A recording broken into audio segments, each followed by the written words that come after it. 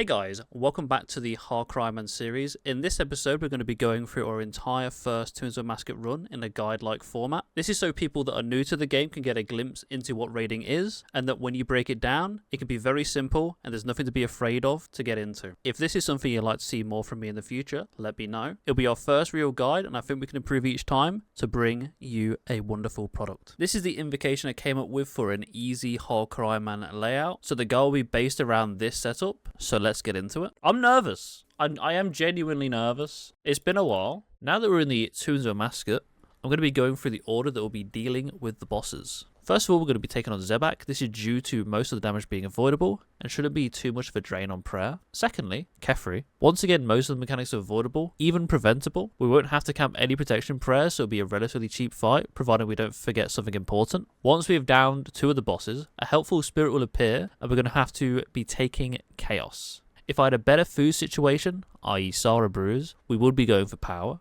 Thirdly, we'll be moving on to Akkha, the main reason for taking Chaos, as there is a lot of damage you will take as we can't butterfly all of the time, and the fight is very lengthy due to our choice of magic weapon, so the salt boost is necessary. Finally, Baba. We could be tackling this room first, but the baboon room before it, we would not be able to one-shot most of the baboons that spawn, so it's integral that we have a salt boost to make that room a whole lot less hectic. After we have downed Baba, the helpful spirit will appear once more. We'll be taking Chaos once again, due to the fact that we need another salt and some healing supplies, so unfortunately, we won't have good panic healing in the form of Ambrosia on Warden, but we're just going to have to suck that up. We then proceed to the final arena, where we'll be taking on the final boss, Warden. Okay, this is post-recording Rhorrn. I decided I wasn't happy with the footage I got for the puzzle rooms, so I'm going to do them once more on a different account, and we're going to probably talk through it as we go. So let's get started on that. For the Zebak room, you're going to notice that there are tiles over here. You're going to be using the ones on the north side. In order to get these tiles, you're going to want to use the Tile Pack plugin, and there should be one called TOA Zebak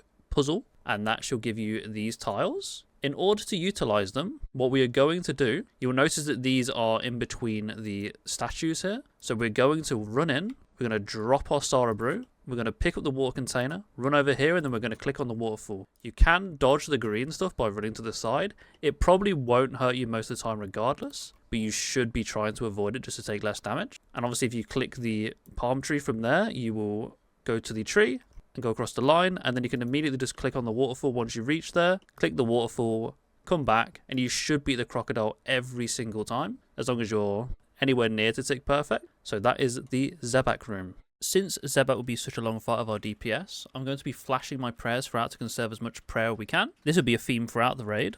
We have to block the range attacks, which are the rocks, and then for the urns, we'll have to pray magic. Most of my prayers went into begging for Ruby Bolt spec, so this fight wouldn't last 10 minutes long. Due to the invocations we have on, Zebak will also be using blood magic, which before enrage, we can block each and every time as long as we react to the indicator on the boss. Once they are sub 25%, however, we can no longer do this, at least not while Zebak is level 0. Also know that every 3 of these will result in blood orb spawning, which are very easy to avoid by moving as far away as possible on the other side of the room to which they spawned in. Throughout the fight, Zebak will send out a couple of special attacks based on his percentage HP, 85, 70, 55 and 40%. The first is random, and then they will alternate between them. The first special attack turned out to be waves. Nothing overly complicated, you just have to find the gap and squeeze through. Failure to do this will lead to the wave knocking you constantly and pushing you off the edge of the platform, if you're not dead already by that point. One thing you do have to look out for with a shorter range weapon is being careful when attacking the boss is to not get pulled back into the wave. For this reason, I have a tile marked, so that I know exactly where I can shoot from. For the second special attack, Zebak will spew out rocks and a ton of acid. Before the first of these, we should have stuck to the left-hand side of the boss. This is due to the fact that it makes the first solution always spawn on the left-hand side, so you don't have to worry about the solve as much. Fortunately, however, my lack of proper movement was not punished,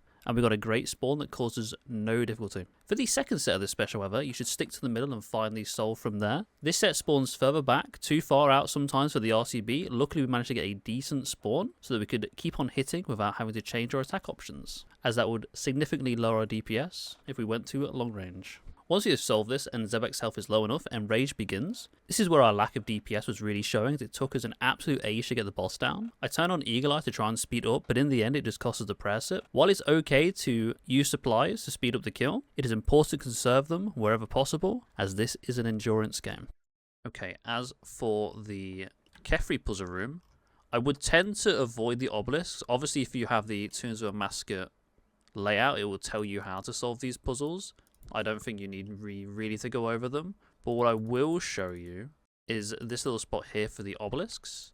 At the bottom of the stairs, you should have the range of a 10 range bow, that is. If you're using an RCB, this probably won't work.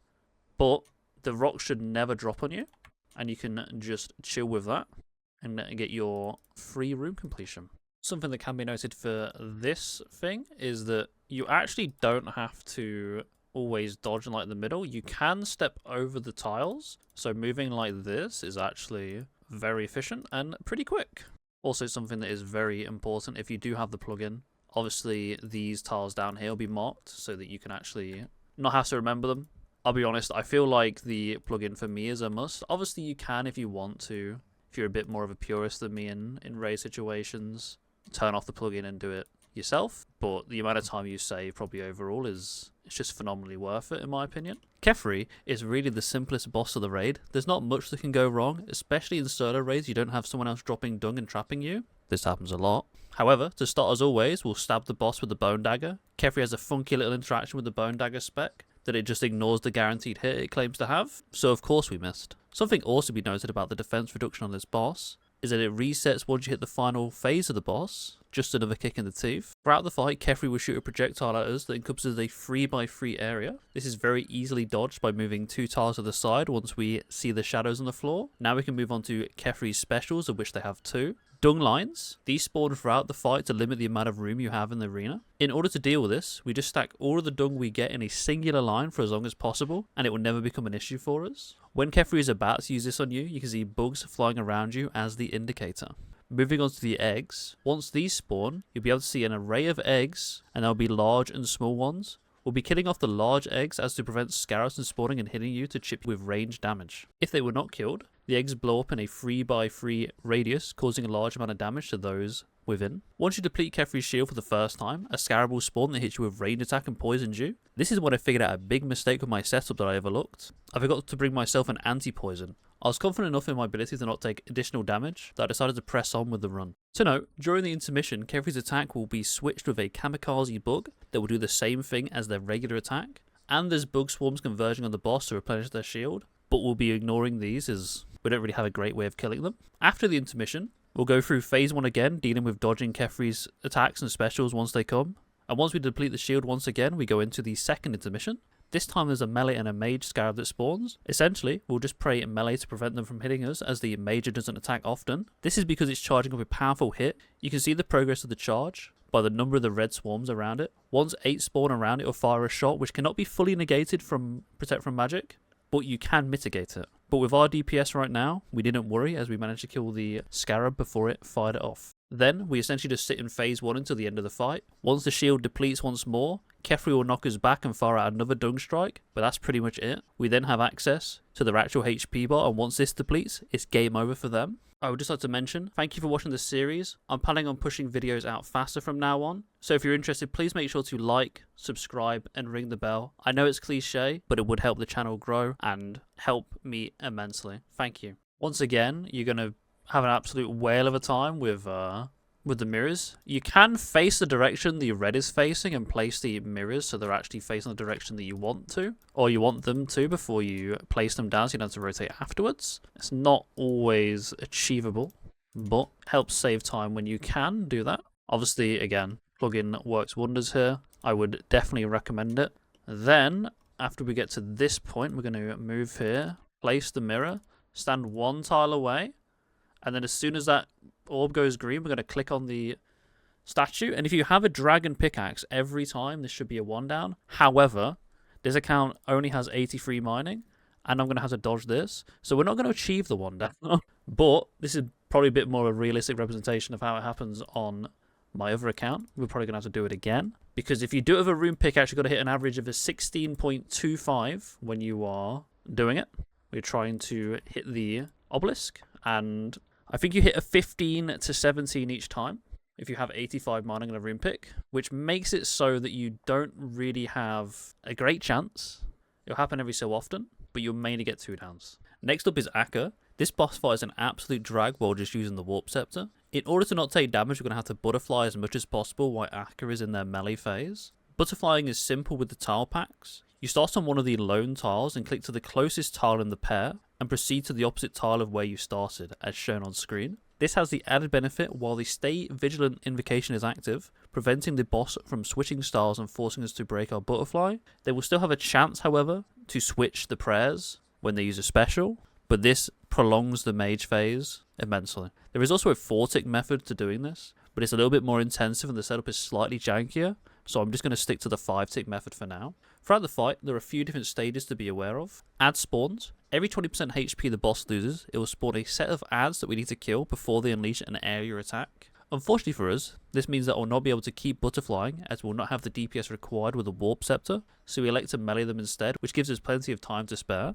However, this will allow the boss to change what they're attacking with and the overhead they're using, so we cannot initiate the butterfly even after we kill the mob unless we get lucky. On the first set of this one, we did get unlucky with a switch early on, but the boss actually cycled round to the original state, so we had no problems. Then we have Simon Says. For Simon Says, there'll be some runes in the middle that light up. This indicates which quadrant will be safe from the upcoming explosions, and as long as you follow the order, you'll be completely fine. This will also pause the timer on the adds charging up their explosion attack too, which gives you more time to kill them off. Subsequently, there are the orbs. The orbs leave a trail. This special will change the colour of the character and leave a trail of orbs behind you as you run around. For the most part, you just have to avoid moving while this is on you. Or if you're in Butterfly, have no fear, as if you're running around in Cycle, you'll never run into your own orbs. Akkha casting the special, however, can allow them to get a hit on you unless you react appropriately during your Butterfly, as it will prevent the boss from following you around. And finally, we have the Enrage phase. Once the boss hits 0% HP, they will regain 20% of the HP and only be prone to melee damage. While you're trying to finish off the boss, they're going to release a lot of orbs. It is imperative that we dodge these, as they do upwards of 25 damage. Each subsequent hit is going to increase the amount of damage they do to you. Luckily, it is reduced by Protect from Magic, and to make it even more annoying, once you manage to hit Akkha 3 times, they'll teleport to a different quadrant in the room, forcing you to navigate through the orbs to the new location to deal damage again. And then we follow this cycle for the remaining HP, and once we have them down, we're moving on to Baba. Now, the Baba room. In this puzzle room, I find it very beneficial to camp the range top and your Avers, as this allows us to switch our weapons and necks, if you have a neck switch, to deal with the baboons, and not doing full switches as it can get very confusing as you'll be switching a lot. The basic monkeys can be dealt with as follows. You have to mage the melees, melee the rangers, and range the mages. You'll notice that this is the standard combat triangle. Hitting these baboons with the appropriate style will always max hit them and will speed up the room immensely. Then there are the special monkeys. First of all is the shaman. Shamans will spawn thralls, which will melee you, and if you're slow at killing them, the shamans will start maging you. These are the highest priority in getting taken care of. These are best killed with range. They have a rather small HP pool, but they do not automatically get max hit, which means it can take a few shots to get rid of them. Volatile baboons are hellbent on getting up close and personal with you, so they can blow you up and do immense amounts of damage. You should avoid cuddling them as much as possible, and instead find them friends they can cuddle up with and blow them up instead. The volatile baboons will trigger their explosion when you are within one tile of them, and at that moment you can run away, and if you position them correctly, will cause collateral damage to the baboons around them. Cursed baboons will just roam around the arena, leaving venom on the floor. If you don't want it to get manic, when there's only melee mobs out, you should be making sure to shoot these, as to reduce the amount of venom that's spawned. Be wary of clicking on one and getting dragged into the venom, as that is normally how they get you. Having a longer range weapon is always useful, but remember, line of sight is a thing, and that will drag you if they go around the corner. If you do get venomed, you can always use 2 doses of anti-poison to clear it, or you can use an anti-venom if you have access to them. Now, while all this is going on, there will be issues happening in the room that you'll need to sort in order to not take a large amount of damage. At 150 invo, we're talking around about 30 to 40 damage. The issues are indicated by the red skulls that hover over the grating on the floor, or by the pillars. This is why you pick up the supplies dotted around the room. In the event of the fumes building up, you will pour a neutralizing potion while standing on it,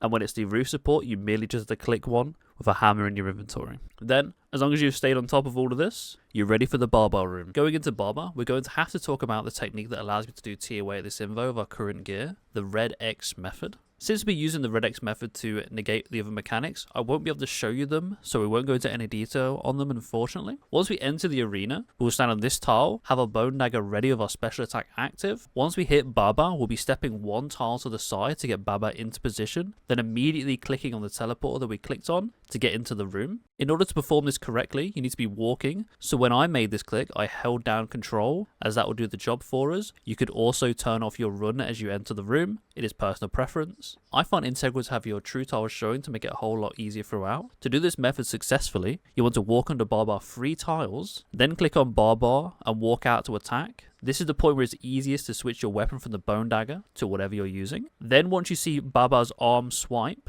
you then click once again on the teleporter, but this time only walking 2 steps underneath before attacking Baba once again. Once during each phase, you'll have to dodge a rock that falls. This rock does a considerable amount of damage, but it will not kill you if you're at full HP, at least at this invocation level. We will to repeat this until we reach the intermission. Also to note, when you see your true tile on the tile just before you melee the boss, you can flick Piety, and you will conserve all the prayer if you take it off after the XP drop or when you see your attack animation. During the intermission, Baba will force us to the bottom of the arena and jump away from us towards the top. She will then begin hurling boulders at us, and we have to identify and destroy the weakened one, as we'll always max hit that one every time with our damage, which means we'll, at this info, one-shot the boulder. Once we get to the top, you'll notice we don't have anything to red X on, so we'll be dropping one of our items onto the floor to act as our red X anchor to initiate the method once again. You can keep hitting Baba if you wish, without melee to chip them down more if you want to. You do chance waiting too long and ruining your red X setup, so I just go immediately.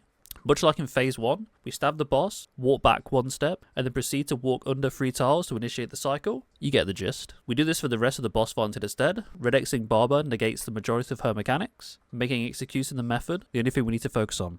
For Warden, after starting the fight, we're going to be soaking the orbs going to the Eastern Warden.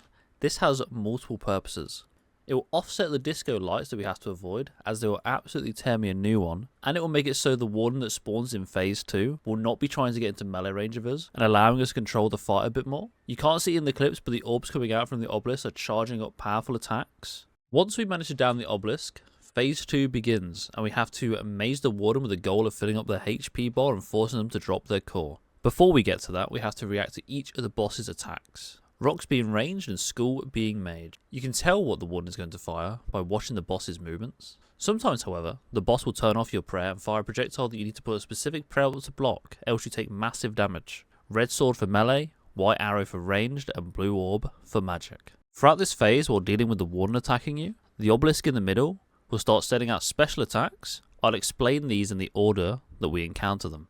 Windmill. This is where our 2 marked tiles come into play, as these 2 tiles will allow us to dodge the blades of the windmill with the largest amount of leniency. A lot of positions to dodge this special attack require clicking on a tile that was just dangerous, but as you can see here, we simply hop over the blade. In this kill, I accidentally dragged the boss, so I have to improvise and swap my forward tile to be the one that I'm now standing on. Schools. These will be flung around the arena and blow up in a 7x7 area. They can be very hard to see as a lot is happening on the screen and the shadows are particularly obvious. But when you see them, if you stand within 2 tiles of the cardinal directions from the skull, you avoid the explosion completely and not have to run around like a headless chicken. Converging beam. The obelisk will fire out 2 intermittent lines from the center. This is why we never stand in line with the obelisk. But it will then spawn a wave of electricity that you can simply dodge over. This will happen at all cardinal directions, but if you dodge the first here to our tile closer to the entrance, the next will not reach you as seen here. When we fill the boss's health bar, they will collapse and their core will fall out of them. This is when we do real damage to the boss in this phase,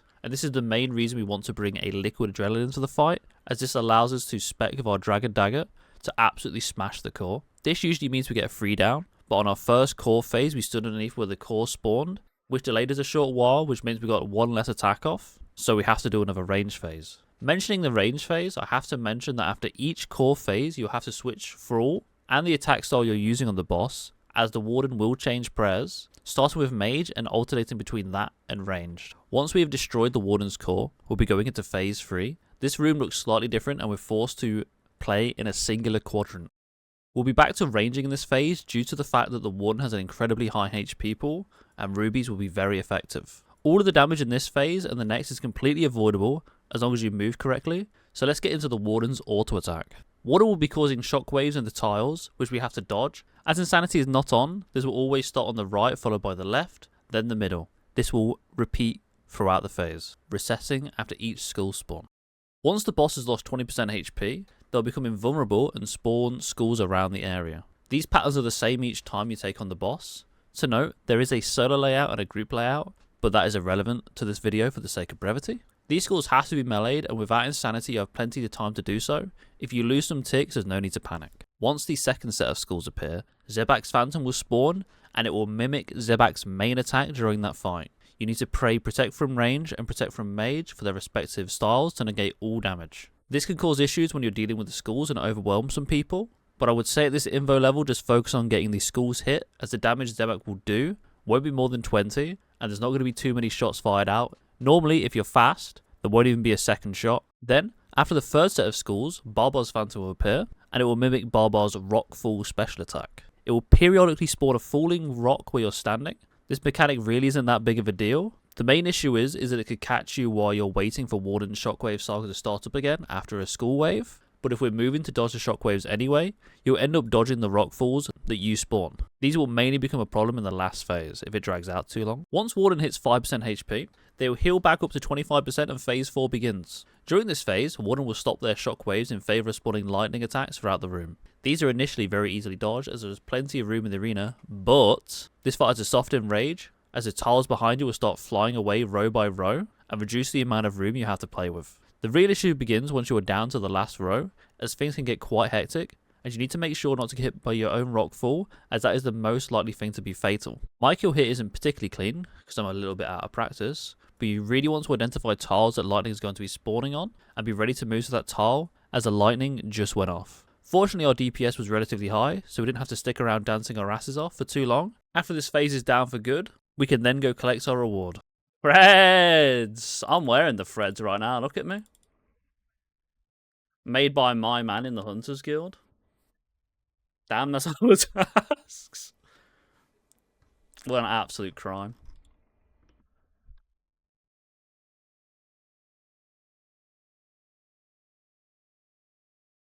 We can start our soul rune stack early, yeah? Okay, I'm happy with that. Things you can't... Yes! Let's go! TOA in Swedish means toilet. Well, after that nugget information, that is all we have time for in this episode. I have a rather large backlog, and I've stopped streaming in order to help get through the editing faster. In the next episode, we'll be doing some Tombs of Amascut here and there, while trying to get a lot of the diaries out of the way. I love you all, and I'll see you in the next one.